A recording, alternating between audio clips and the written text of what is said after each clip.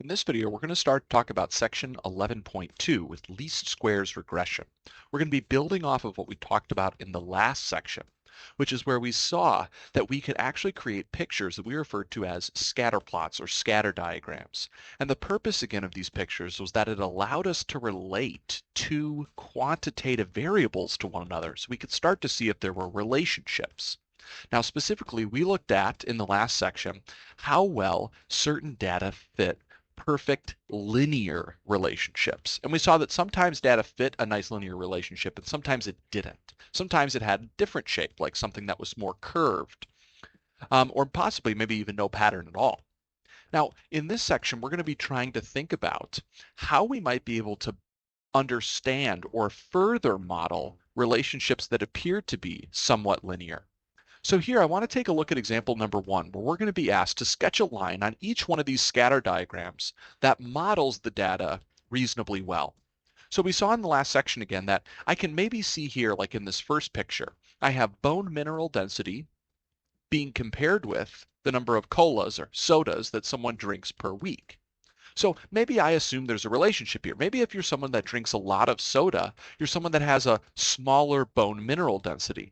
And so maybe we survey, like 15 people or so, and this is the trend that we seem to find. And so I can kind of see this is roughly a path that's pointing downward.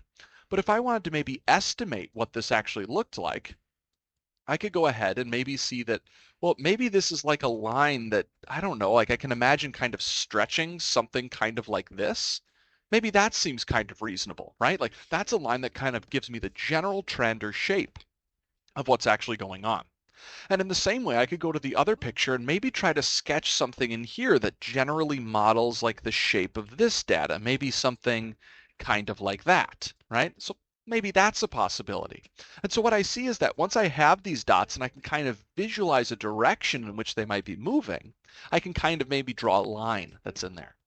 Now, of course, the question is that the line that maybe you just drew on your page to model what I was doing and the line that I actually have are probably not the exact same line, right? Yours might be slightly tilted more than mine.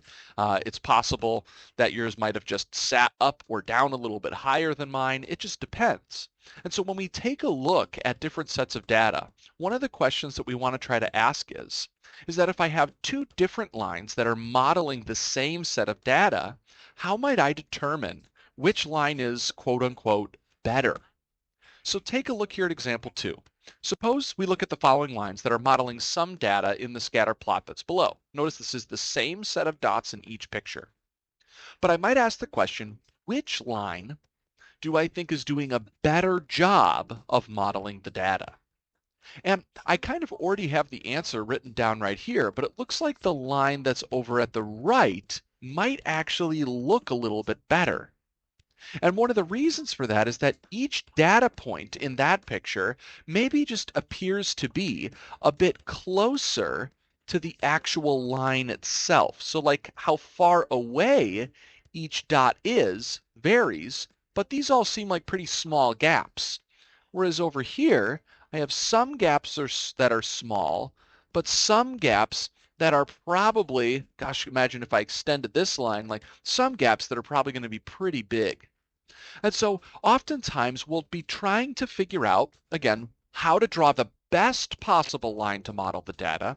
And what we're going to do in order to help determine that is think about these gaps, these gaps that exist between the dots, the data points that we have, and the actual line itself. So we have a name for these different gaps that we have here. So the distance from that line back to a given point is referred to as a residual. It's essentially just a way of saying that it's an error. It's how far the dot misses the line. So based on the way that it's defined, a residual is that vertical distance. It could be positive or negative, and it's always found by doing this data point value. Again, this data point over here will have like some y coordinate. Above it, there's a point on the line that's also going to have some sort of like a y coordinate, and the difference between those is that residual, that error. So a residual is always calculated by taking my observed y on the data point and subtracting off what we call a predicted y that comes from the line. So it's important to note here that, again, when we say the observed y, that's again the actual data point, whereas my predicted y value is from the line. And so I kind of get this value of y, which stands for that observed y, and my predicted y, I use this y hat symbol. Now we'll see kind of how this works here in just a moment. But take a look down here at the picture, and we can see that there are definitely going to be times where I'm going to get positive residuals and negative residuals. Remember that I'm always doing my data point and its y minus the predicted y, which comes from the line. So say I was to go ahead and take a look at a point, maybe like this one right over here. I'll notice that the y value of that point is higher than the y value on the line that's right below it. And so I can reach the following conclusion about residuals here. I can say if the point is above the line, we will have a positive residual, right? Because I'm going to do a positive or big Y minus a small y. But notice that if I just change this up a little bit, if I was to say, look at a point like down here and measure back towards the line, I'm going to have a small y value minus a big Y value to compute the gap. And so I'll end up with a negative result. So I can say, if the point is below the line, we will have a negative residual. Okay, so this becomes important. We'll take a look in some of the examples in the later videos at how we can actually calculate some of these residuals.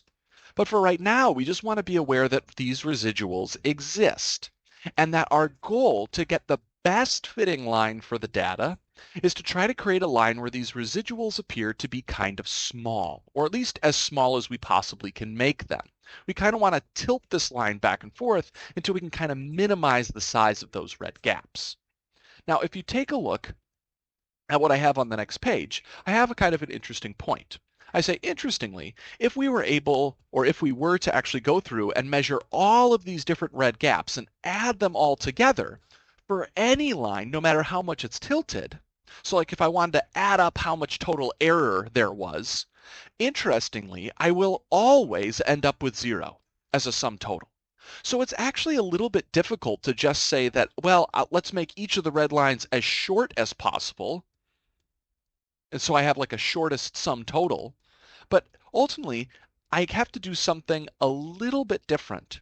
To find my line of best fit, I instead want to try to make the sum of all the residuals not just as small as possible, because that will, again, always just result in a sum of residuals being 0.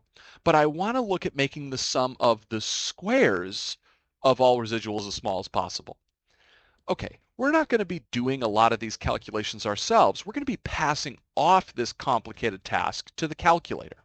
But what the calculator is going to essentially be doing is kind of imagining this line here. It's going to be like tilting it. Maybe tilting it up, tilting it down, and trying to figure out a way to make each of these red lines as short as possible in order to achieve that when I was to square all of these distances and add them together, I get the smallest possible result. This is how we create what we would call the line of best fit, the line that best fits the data, also known as a least squares regression line. That's the fancy name. We'll often just refer to it as a line of best fit. Okay, in order to make, though, this line of best fit, we're going to need to use our calculator, and we'll cover that in the next video.